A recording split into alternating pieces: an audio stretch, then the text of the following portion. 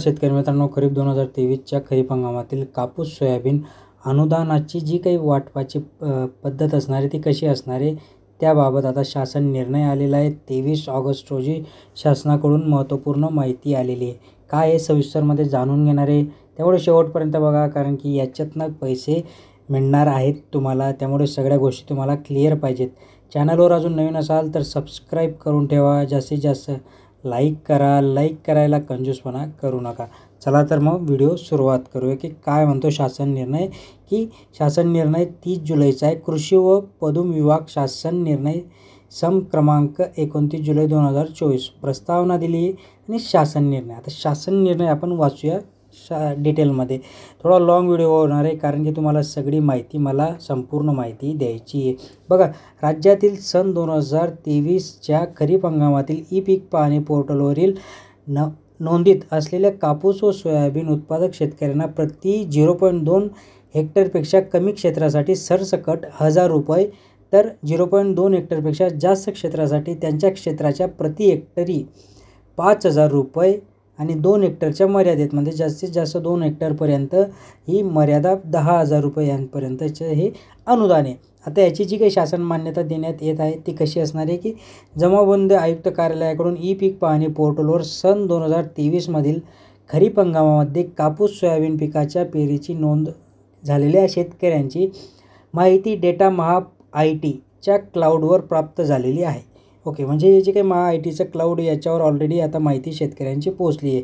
त्याच्यानंतर सदर माहिती डेटा आयुक्त कृषी यांच्या कार्यालयाकडून जिल्हा, तालुका निहाय क्षेत्रीय यंत्रणा उपलब्ध करून देण्यात आली आहे। सदरची माहिती कृषी सहाय्यकांकडून गावनिहाय संबंधित गावामध्ये ग्रामपंचायत किंवा यांच्या ठळकपणे लावण्यात येईल। आता यांची जी काही माहिती आहे ही ग्रामपंचायतीमध्ये लावण्यात येणार आहे। ओके, पुढचं काय सांगितलं आहे त्यांनी की या माहितीनुसार बघा, या माहितीनुसार पात्र शेतकऱ्यांनी त्यांचे संपूर्ण नाव, आधार क्रमांक, मोबाईल क्रमांक इत्यादीची माहिती विहित संमतीपत्रामध्ये आधार क्रमांकाच्या छायांकित प्रतीसह कृषी सहाय्यकाकडे उपलब्ध करून द्यावी। म्हणजे ही जी काही माहिती ही सगळी आपल्याला कृषी सहाय्यकाकडे जमा करायची आहे। सामायिक खातेदाराचे त्यांनी सामायिक खात्यावरील क्षेत्रानुसार अनुज्ञेय असणारी एकूण रक्कम सदर सामायिक खात्यातील एका खातेदार त्याचे नावावर इतरसह हिस्सेदार यांच्या संमतीने जमा करण्यात येईल। बघा, ही जी काही सामायिक क्षेत्र असणार आहे ते इतरांच्या संमतीने ती जमा करण्यात येईल। त्यासाठी एकाच खातेदाराचे अर्थसहाय्य उपलब्ध करून देण्यास हरकत नसल्यास संबंधित सर्व खातेदारांनी विहित प्रमाणपत्र, त्यांचे ना हरकत प्रमाणपत्र, नावावर मदतीची रक्कम जमा करायची आहे, त्याचे संपूर्ण नाव, म्हणजे 4 लोकांचे जर नाव असतील तर एकाचं तिथे अकाउंट नंबर द्यायचं आहे आणि त्याच्या ना संमती हरकत पत्र पण जमा करून ते मोबाईल क्रमांक, आधार क्रमांक सगळे तिथे जमा करून त्यांच्या अकाउंटमध्ये ते पैसे डिपॉझिट होतील। अगदी सिंपल आणि व्यवस्थितरित्या माहिती तुम्हाला देतोय। अजून लाईक केलं नसेल लाईक करा, सबस्क्राईब केलं नसेल सबस्क्राईब करा। शेतकऱ्यांकडून प्राप्त झालेले संमतीपत्र, ना हरकत पत्र तालुका कृषी अधिकारी कार्यालय स्तरावर गावनिहाय संकलित करून जतन करण्यात येईल। म्हणजे हे जे काही प्रमाणपत्र हे कृषी अधिकाऱ्याला देऊन ते तिथे त्यांच्याकडे ते राहील। ओके, पुढचं त्यांनी सांगितले की महा-आय-टीने तत्काळ वेब पोर्टल विकसित करून वरील प्राप्त झालेला डेटा तालुका स्तरावर या पोर्टलवर घेऊन तो प्रमाणित करून घ्यावायचा आहे। प्राप्त झालेला या माहितीच्या आधारे प्रमाणीकरण करण्यासाठी कार्यवाही ई पोर्टलद्वारे करण्यात येईल। त्यामुळे आधार क्रमांक बरोबर किंवा आहे किंवा नाही, तसेच तो त्याच्या व्यक्तीचा आहे की खातर जमा करून घेणे। म्हणजे डीबीटीच्या माध्यमातून जर तुम्हाला पैसे मिळतील तर तुमचा जो काही आधार क्रमांक आहे तो योग्यरित्या तिथे टाका, जेणेकरून पैसे इकडे तिकडे कुठेच गहाळ होणार नाहीत। महा-आय-टीने ई पीक पाहणी पोर्टलवरील संबंधित शेतकऱ्यांचे नाव आणि आधारप्रमाणे नाव जुळवणी करावी। त्यासाठी मॅचिंग 90% पर्यंत अनुज्ञेय ठेवावे।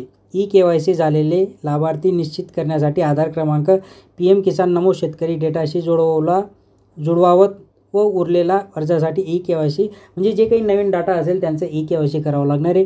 ज्यांचा ऑलरेडी नमो शेतकरी, PM किसानचे पैसे येत आहे अशा शेतकऱ्यांचा डाटा तिथून घेण्यात येईल, त्यांना ई KYCची गरज नाही असं इथे स्पष्ट म्हटलेलं आहे त्यांनी। सदर योजनेतील वैयक्तिक व सामायिक खातेदार अनुज्ञेय अर्थसहाय्याची परिगणना मदत व पुनर्वसन विभागाकडून